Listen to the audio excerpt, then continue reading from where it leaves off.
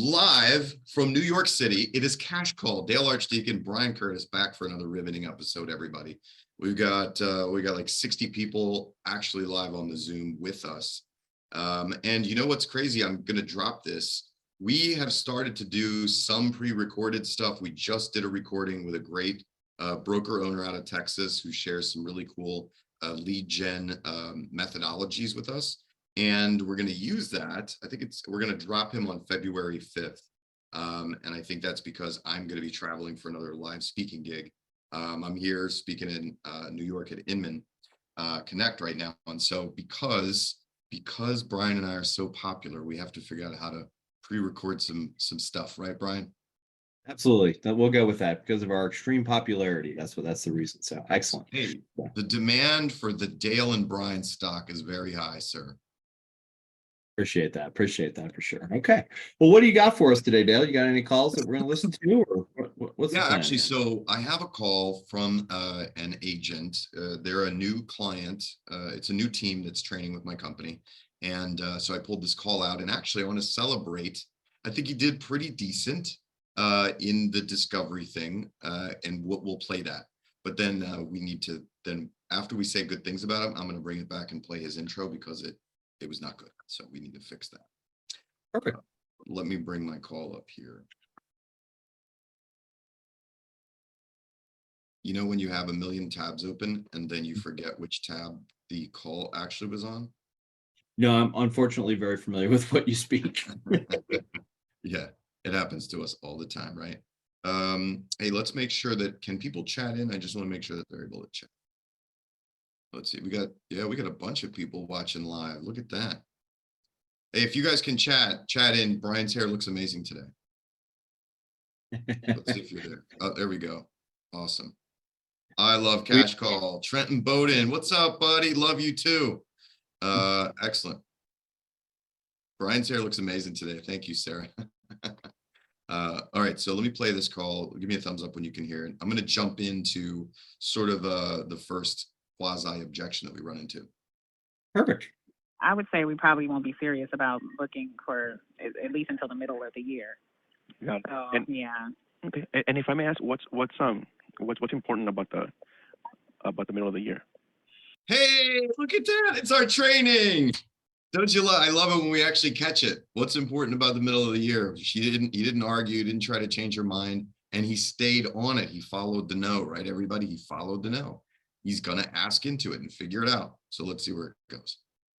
We're hoping that prices are going to continue to go down, and then we're working on starting a family, so we're going to need more space. Got it. So yeah. the price is what you're looking for, not the payment. Love it, man. He's separating the price from the payment. That's awesome. The payment is going to be super important. Okay. For The only sure. reason I ask is because usually when the prices drop, interest is a little higher. Mm-hmm. So the payments go up. Payments go up, correct. Oh, I see. Right now, just so you know, I don't know exactly about all of that, but whatever, go with it, right? It made sense to her. a lot of people, even though rates are high compared to last year, because there is more inventory, the sellers are actually helping the buyers buy down the interest rate. So how do you do that? Okay, so buy down. Sure. So I don't disagree with anything he's saying, but I disagree with what he's doing here. And here's why. The buyer didn't bring up interest rate. Why are we potentially creating an objection around interest rate that didn't exist? I think what he's trying to do, he's trying to handle the whole price come down thing. And, I think he did an okay job at it, honestly. He had some good questions, like I pointed out. I think he did an okay job with it. But yeah, I also would have been much more focused on their needs. Like, he's not pumping up the needs at all. And she gave us what the need is. They're going to be starting a family, and that's fantastic. That's something to celebrate. So along with what you said, Brian, I think I also would say to him, hey, you also need to pump up the need and the pain. Yeah, I agree. And we'll come back to this, I think. Well, let's cover it now. So one of the other things is, I can't speak to every market. I don't know this gentleman. I don't know his market, but everything that I've seen across the country, as a rule, I'm sure there's exceptions to this, but for the most part, The market has gone up in the last 12 months, not down. And I like this question when somebody says to me, I'm waiting for the market to drop. Out of curiosity, what makes you believe that the real estate market is going to drop? So, and it's interesting, we had this discussion on role play this morning with my team. Price reductions have nothing to do with the market up or down, right? It really doesn't, because if I list a house that's worth $400,000 for $500,000, I'm either not going to sell it or I'm going to have to do a price reduction. Now, that wasn't true in 2021. If I listed a house, I sold it. That's all that was. But that's what it's so funny. People have these short-term memories and they remember what they want. But we got to get an idea of what this person's doing. But this person might be, well, I'm not going to, buy a house until the market drops 10%. Well, guess what? You're never going to buy a house. I wouldn't say that, by the way. But ultimately, we've got to figure out where they're at so that we understand and do that. And then, here's a great follow-up question. I believe this and this and this. I'm curious, where did you get your information from? And would you like me to share some current market stats with you that have occurred over the last 12 months? Hopefully the person's going to say, yeah, oh, absolutely. I'd like to know. And we can show them, like my market, we've had houses, we had cities in our market have $100,000 price increase year over year from 2021 to 2022. So, average sales price went from like 408 to 506. That was the average sales price in one of our cities. And that 2021, 408, 2022, 506. By the way, I'll say this for all the people who are watching this, you need to know those numbers like you were just waking up in the morning, because how are you going to explain to people the market's going up if you don't know what the numbers are? Oh, the market's gone up quite a bit in the last year. Well, how much has it gone up? Quite a bit. That gives me no legitimacy. If I can come back and show, here's the numbers. And by the way, this is what was happening. Interest rates are actually lower now than they were last year, because that's what I'm seeing, and we're seeing price increases. So what makes you believe that the market's going to crash anytime soon? So anyway, I also like to ask, when do you think that will happen? Right. Nice. Whether it's prices coming down, market crashing, going up, whatever it may be, right? When do you think that's going to happen? Because typically people don't know. All right, now let's go in. Were you going to say something, Brian? Well, somebody put in the chat that in some place in Peterborough, Canada, which I'm not familiar with, the market has gone down 20% from its peak in March. I believe you. And if that's the case for you, then you need to have a completely different discussion than what Dale and I just said. I'll speak to my market, and by the way, the Canadian market, for whatever reason, seems to be significantly different than the American market. And in some respects, it is. We've worked with a lot of Canadian companies over the years, and they have this weird like boom and bust cycle that happens really oddly, right?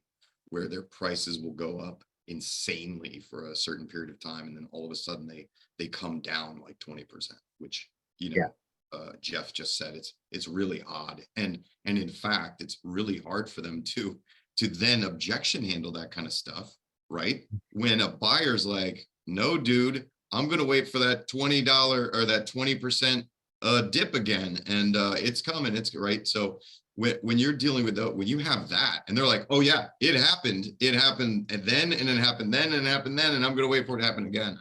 It's really hard to argue with that kind of stuff. And so, but let's have fun with this, right? Because this could happen. I don't think it will, but this could happen in the United States as well. So let me ask you this. Is it better to buy now, or is it better to wait for the market to go back up? So if your market is down 20% in the last 9 months, I don't know that it's at the bottom, but it's got to be getting close. So, that's another thing to look at. And, what I would do is track those trends, to Dale's point, notice the maximum percentage that it dropped. I would go through and I would see trends, and I would suggest that, hey, there's a real good possibility that we're at the bottom of this thing now. And so why don't we watch this over the next 30 days, see what happens, and, bring some value. I agree. The market's dropped 20%. So I don't want to wait until the market goes back up another 10% to buy. I want to buy now. There's that old saying, you buy on bad news, sell on good news. So if your market is like Jeff's and it's crashed, congratulations. Now's the time to buy a house. Mm-hmm. Right. So yeah, the other thing I would say, Brian, is that when you're dealing with price up and down, market up and down, number, the biggest thing that you have to do is go back to their motivation. Do they even have the motivation to do it? Because here's what I'll tell everybody is that when the motivation is high, people will buy or sell at any time, at any point in the market, right? True So story. it really just depends. And in a lot of these cases, everybody, if you're talking to somebody who's just fixated on price or market, they just might not have the motivation to execute. And at some point, you have to move on and go find the people who are motivated. Because like I said, they are out there in every market, up or down and sideways. There are always buyers and sellers who have the necessity to execute. And your skill and your sales and your success is based on how many of those people you can find. Absolutely. And I'll say this, and it's a different way of saying what Dale said, don't fall in love with your buyer. Just because they're qualified and capable and they say that they want to buy doesn't mean they're buyers. So, if, hey, I'm waiting for the market to crash, I'm not saying you don't check in with that person every once in a while, but it's time to go get somebody else. Because at the end of the day, that person's not buying. The other thing I would suggest that we need to get really, really educated on as agents is rent versus own. So if I can buy house X for $300,000 and I can rent house X for $1,500 and I can sit down and do the math, which makes more sense. So we did this today. There's a house that you can rent in my market for $2,000 a month. That same house is for sale for $400,000. What does that mean? That means if you put 10% down, you're going to approximately pay about $300 more a month for that house than you could rent it for. So great question. With that in mind, guys, is it worth it for an extra $300 a month for you to actually own the house and build equity? Or do you feel like it's a better idea for you to rent? Yeah. So, because I feel like, I don't know about you, Dale, but if it only costs me $300 more a month, I'm going to own the house versus rent it. That's me. But I can't speak to everybody and what they want to do because, that old saying that rent's 100% interest. So, if we're looking at approximately a 4% increase over the next 12 months is what the experts are saying, give or take, that same house is going to be worth $415,000 a year from now. If you rent it, yes, as a year from now, the rent's going to go up and you'll still have no equity. So, if this is something that makes sense for you, let's go take a look at it and see if it fits your needs. Yeah, I mean, real estate is the basis of my own personal wealth. So I'm very, very strong on real estate. Love it. I want to help Isaac out. Let's play his intro. Okay, everybody. Please. So, oh, by the way, everybody, I think we've got like 100 people on this call. If you're in New York, at Inman and you want to come hang out with me, I'll probably be in the lobby bar, somewhere around 4:30 today, by the way, 4:30 Eastern. So if you want to stop by, hang out with Uncle Dale, I'll come, hang out. So let's play Isaac's intro. Hello, Hello, Nicole. Samantha speaking. Yes, this is Isaac from eXp Realty. And the reason of my call is because I'm calling an old open house list here, and we have information on a house in West Covina. So I was just wondering if. Okay, so several issues here. He just asks her name on an upswing when she answers the phone. Doesn't say who he is. He needs to downswing on the name. Hello, Nicole, or hi, Nicole, match whatever her word is, downswing on her name and say that he's with the eXp Realty. So that's the way it needs to go. And then he said, I'm calling an old open house list. So make it more personable. Hey, Brian, this is Dale Archdekin with eXp Realty. Listen, you came to one of our open houses a while ago. I just wanted to reach out and see if you've purchased anything yet and moved into a new home, right? That's how you want to execute your intro, Isaac. Hopefully you're listening. So you can definitely improve this call from there. And overall, the call ended up being a successful one. He's got a new piece of business here. But, Right. Even though that intro didn't destroy this piece of business for him or lose the piece of business for him, it easily could, right? It could sour this person.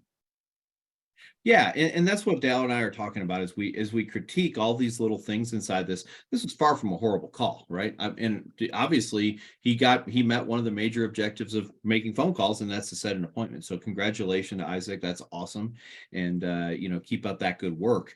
So all right, so let's do this. My point was though is we're going to pick apart these things because there are easy buyers. Like I've had buyers, and I'm sure Dale has too, that I did absolutely nothing right with and somehow still ended up getting a closing, right? So I want you guys to understand the result is what we're looking for, but be willing to be critical of yourself and understand that not everybody's going to be a laydown. Not everybody's going to beg you to go show them a house. So yeah, just because you got an appointment doesn't mean you had a good call. So go ahead and answer that question, Dale. Yeah, great question. Julie Holman chatted in and she said, and then Steve said, saw you met Greg and Chelsea. Awesome. Hey, Steve. Julie said, why should stating the name be a downswing? There's a couple of reasons for that, Julie. Because when we're calling people, we need to be assumptive that we know who they are. Okay, so listen to the difference. Ring, ring, Brian. Hello, this is Brian. No, don't say your name. Ring, ring, Brian. Hello. Hello, Brian. Yeah. So everybody listening, that tells Brian, I don't know who he is. I did it with an upswing. I'm out of control. I don't know what's going on. I don't know if I have the right person or not. And Brian's pretty confident he doesn't know who I am. Okay. Versus ring, ring. Hello. Hello, Brian. This is Dale Archdekin with eXp Realty, right? Hello. I know who you are. I'm supposed to be on this conversation and I'm authoritative. That's the difference between the downswing and the upswing, Julie. Yeah. And, I'm going to add to that. So Todd mentioned that upswing shows no confidence. That's a good generalization. And it's not 100% true, but it's a good generalization. What I will also say is upswing implies question. Yes. So it's a different way to look at it. Is upswing implies question, downswing implies command. And when I say that's how the brain interprets it. Go ahead, Dan. Yeah, I want to give everybody another demonstration. Okay, so Brian, tell me that you have an agent you're going to work with. I have an agent I'm going to work with, Dale. Oh, you have an agent? Yes. That's a good application of that is part of us unpacking I have an agent objections. That's a use of the upswing specifically, where I do want to imply a question because I want him to explain it. We call that the paraphrase, right? Actually, what you're doing is I'm inviting Brian to give me free information. He says they have an agent they're working with. Oh, you have an agent you're working with? Do it on an upswing and then just stop and see what he says, because he's going to give me more important. Sometimes you might just say yes, but that's because that's Brian's personality. And some people will do that. A lot of other people will then give you justification or more information or explain it to you without you having to figure out which questions to ask them. Yeah, and let me say this. If you want to learn one of the most powerful techniques out there, ask a question on a downswing. That is one of the most powerful things that you can do as a salesperson, and I'll just go to dinner tonight. I can say, hey, Dale, pass me the salt, please. Or I can say, hey, Dale, pass me the salt, please. Those were the same exact words, but had almost a completely different meaning. It sounds like I'm begging him to please pass me the salt because I'm not worthy of it. And the other is pass me the freaking salt, even though it was a question. So Shane, sorry, I was going to say Shane Powell wrote, I always thought upswing showed friendliness. I like to hear that it brings more authority when to do a downswing. Yes, Shane, it does bring a lot more authority. And in fact, honestly, I'm going to venture a guess that for people like Brian and myself, I personally find it very annoying when somebody talks in upswings. It's like this California thing that some people do. And I find it pretty annoying, honestly. What do you think, Brian?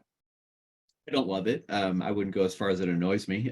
But ultimately, it's funny because, we're functioning right now is the top 25% of stuff that you can do. If you screw up and do an upswing, it's not going to cost you every client that you're talking to. We're not suggesting.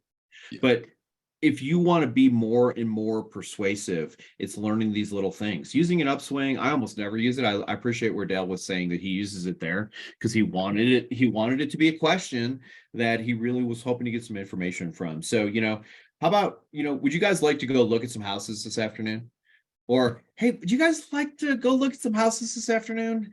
Well, I don't know. So somebody else says it totally annoys them too. So it's a really tiny, minute thing, but I can tell you this right now. If you're in rapport with people, when you use a downswing, it'll basically mostly get accepted as a command, as a fact that this is a thing we're supposed to do. And, my favorite way to think about upswings and downswings, it only works if you have kids, but you're not going to say this to your kid. Hey, would you go clean your room? You're going to say, go clean your room. Or how about you go clean your room? Like we all know how to talk to our kids, right? And we don't ask that with that upswing tone, we end on a downswing, and it's significantly more powerful. And by the way, our kids know. By the way, we go, hey, would you go clean your room? They might go, no, Dad, I'm good. You don't sound committed to that, Dad. I don't think I'm going to commit to that. I'm good. Thanks. Appreciate it. Yeah. So little things, but it's super, super powerful. Yeah, exactly. I think I will add one thing to that. When I said that I find it annoying that people talk in upswings, that's for me personally. But here's what I would say. Just try to mimic the person that you're talking to. Okay. If they're like upswingy, bubbly, then you don't want to be how I sound right now, like dark and downer Dale. You know what I mean? You're gonna have to sort of bubbly it up too. You're gonna have to be nicer and happier and lighter, so that you can be more like them. However, always still keeping in the back of your mind that an upswing implies a question and that a downswing implies authority or command. Like that is just that's a fact of nature, right? Yeah. So Leslie said authoritative and confident, but you don't need to be rude sounding either. I agree. And by the way, when Dale and I are doing these demos, we're being extreme. Like I don't go quite that extreme when I talk to clients, but I am going to say, hey, Dale, I got an idea. Why don't we go look at some houses this weekend? There's nothing rude about that. There's nothing, but they're like, yeah, okay, great. And again, because it comes across as a command, but I could say, yeah, you want to go look at some houses this weekend? Nope, we're busy. So, it's just little tiny things that get people to move for us. So anyway, Yeah. so Dale, it looks like we got about 7 minutes left. I've got a relatively short call. I've got another call too, but why don't I just play that relatively short one and see if we can get some more. All right, awesome.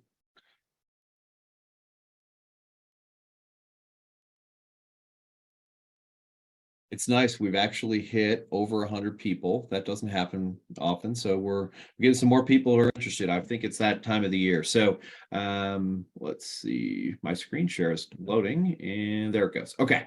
All right. I'm going to go ahead and hit play. I'm not going to preview this. We're running short on time. So you guys just get the idea. Correct. Yeah, I wanted to take a tour and I thought it was a 1:30 appointment and we're here and there's nobody here.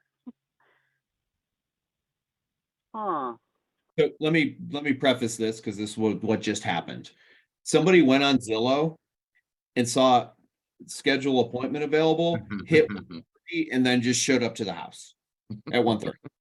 So ultimately, now we've got an agent who's scrambling because that's not. So it's interesting, and I just wanted to point this out to you. If you're dealing with Zillow leads right now, this seems to be a theme. Like I listened to probably 10 calls today, getting ready for cash call, and I want to say 3 of them, people thought all they had to do was click on show appointment and they were going to get an appointment.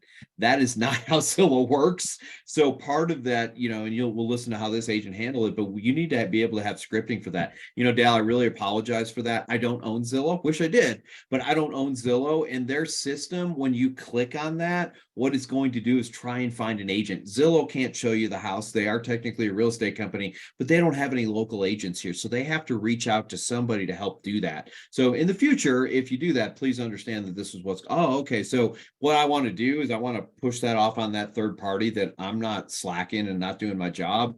This is just not the intent of their system. There's just a little bit of breakdown in it right now, apparently. So was lead? I'm hearing myself. Can you unshare? That's so weird. Sure. Just there we go. Cool. So is this like where the lead, she was created as a lead, does it belong to your company? Like where you guys are the designated agent and she thought she had an appointment having never talked to anybody, and then she calls in and it gets routed to you guys? So here's what happened. She went and she filled out the form. What happened, Brian? Did I lose you? She went to she filled out the form and said that I will, can you hear me? Can you hear me, Dale? Yeah, we're good now. You're back. All right. So she went and filled out a form and there was a time and she picked 1:30. Once you do that, what's going to happen is Zillow is going to call this person. They will try multiple times to call this person. And unfortunately, they didn't get her right away. And so she got in her car and drove over to this house. And then they finally got a hold of her and then they transferred her over to us as a live transfer that Zillow does. So, theoretically, they're calling them right away and we're getting contact right away, but they don't always answer right away. So they didn't explain it to her, they just passed it to you and you guys had to figure out what was going on and explain it? Yep. Oh, okay. Oh, wow, that's crazy. Yeah. Well, and here's the thing, and Dallin, you and I have talked about this, in the past, like I would get phone calls when I was a Zillow agent back 10, 12, 13 years, 2011. That's how long ago I started as a Zillow agent. And every single person I spoke to assumed I was a listing agent. Oh, yeah. But again, I knew how to handle that. So my point is, understand that in their new system, people are clicking on stuff and just expecting you to show up. Like another call I listened to, the person said, well, I said I wanted to do it at 12:30. How come I can't do it at 12:30? Like they got actually a little bit angry about it. So we have to have some scripting and some flexibility around understanding that people don't understand how Zillow works. People doesn't understand how real estate works. And you need to be prepared for that to happen so that you can flex. And, it's not my fault. I understand. I don't own Zillow. Wish I did. With that in mind, when you click on that, that's a request for that time. And then they're reaching out to people like me to help actually fill that request. That is not a guaranteed appointment set. It's a request. Does that make sense, Dale? Oh, okay. Absolutely. By the way, if you don't want to deal with that anymore, why don't we do this? Why don't I set up a time to meet you? And then you don't have to even deal with Zillow anymore. And I will help you. And I promise that I can be available a lot better than you trying to go through Zillow. Does that make sense to you? Yeah. So now I've just cut Zillow out because I don't want them going back to Zillow and finding another agent or going to realtor.com or going to some other website. This is an opportunity when another company screws up, if you will, it gives us an opportunity to show value. Remember when we all used to dog on this estimate? Oh, you don't want to do that because da da da da da da. You need a real agent to come and look at your house because that estimate can be off 20% in either direction. Oh, okay, I didn't realize that. Same thing. Hey, their appointment system isn't perfect. Why don't we just cut them out of the loop? You can call me directly. Here's my cell phone, and we're those kind of things show some value.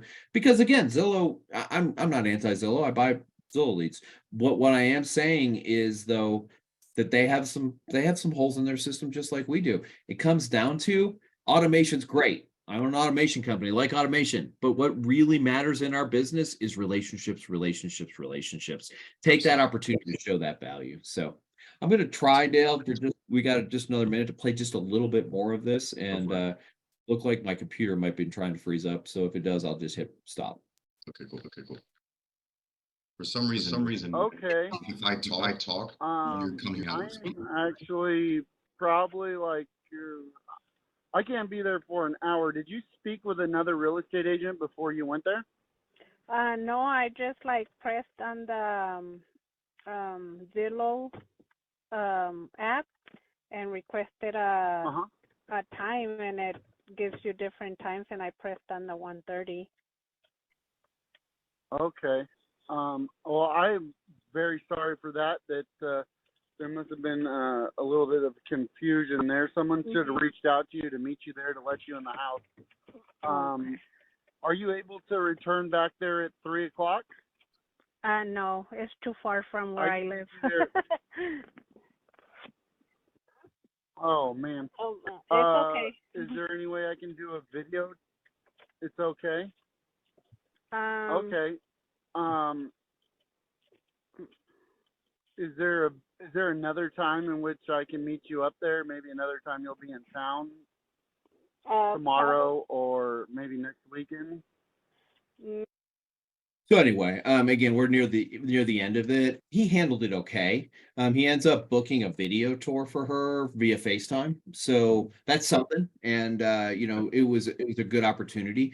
But again, what I'm really trying to point out is this: if you're doing Zillow leads, and I know not everyone watching is, you need to be prepared for this, because seriously, 10 phone calls, these happen 3 different times. So this is something that's being a misunderstanding that's going on with the Zillow system right now. And again, I'm not saying it's wrong, but we have an opportunity to know how to flex and be appropriate with this. And, all he probably had to say was something to the effect of, hey, I can do a couple things. I can set up an appointment anytime in the future. Unfortunately, that was, Zillow didn't have that appointment available. Oh, or I'd be happy to go do a video tour for you. Which would work better for you? So now I've got that either or kind of slot close thing, and whatever works best for that person. So there's plenty of opportunities. And it's funny because this is something that happens all the time. you hear people say, well, what if this happens? And, HomeBot, for example, somebody said to me the other day, hey, Brian, I don't want to use HomeBot. It sent a bad value the other day. And an agent sent me, or a client sent me an email, said the value wasn't right. That's an amazing opportunity to have a conversation. So you don't, just because things don't go always as planned, that's not a bad thing. It gives you an opportunity to have a conversation and then show value. Yeah, it is definitely.